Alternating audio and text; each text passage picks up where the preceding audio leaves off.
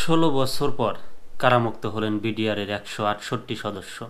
আজ বৃহস্পতিবার ২৩ জানুয়ারি ঢাকা কেন্দ্রীয় কারাগার ও গাজীপুরের কাশিমপুর কারাগার থেকে মোট ১৬৮ জনকে মুক্তি দেওয়া হয়।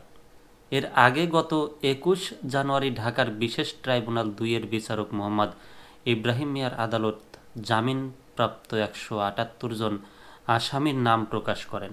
এর মধ্যে ১৬৮ জনের তালিকা হাতে পেয়েছে কারা কর্তৃপক্ষ।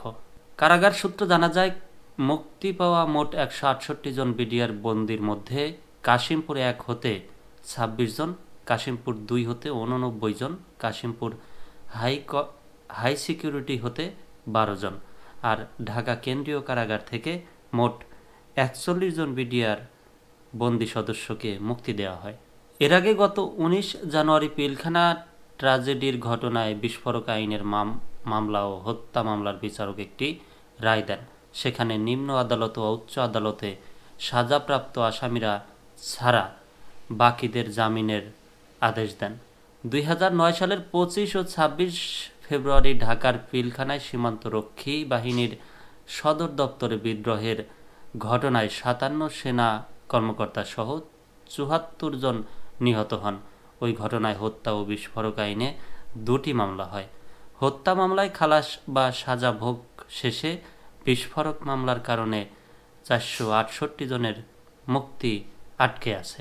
হত্যা মামলায় ৮৫০ জনের বিচার শেষ হয় ২০১৩ সালের ৫ নভেম্বর, যেখানে ১৫২ জনের ফাঁসি ছাড়াও ১৬০ জনের যাবজ্জীবন ও ২৫৬ জনকে বিভিন্ন মেয়াদে কারাদণ্ড দেওয়া হয়। এছাড়া খালাস পান ২৭৮ জন। ২০১৭ সালের ২৭ নভেম্বর সেই মামলার ডেথ রেফারেন্স ও আপিলের রায় দেন হাইকোর্টে। রায়ে ১৩৯ আসামির মৃত্যুদণ্ডে বহাল রাখা হয়। সেই সঙ্গে যাবজ্জীবন সাজা দেওয়া হয় ১৮৫ জনকে। পাশাপাশি আরও ১২৮ জনকে বিভিন্ন মেয়াদে সাজা দেওয়া হয়, আর খালাস পান ২৮৩ জন। ক্ষমতার পালাবদলের অন্তর্বর্তী সরকার দায়িত্ব নেয়ার পর বিডিআর বিদ্রোহের ঘটনার তদন্ত পুনরায় শুরুর দাবি ওঠে। গত ১৯ ডিসেম্বর অভিযোগ নিয়ে আন্তর্জাতিক অপরাধ ট্রাইব্যুনালে যান শহীদ পরিবারের সদস্যরা। এই হত্যাকাণ্ড পুনর্তদন্তের জন্য গত ২৪ ডিসেম্বর আলম ফজলুর রহমানকে প্রধান করে কমিশন গঠন করে ৯০ দিনের সময় দিয়েছে সরকার।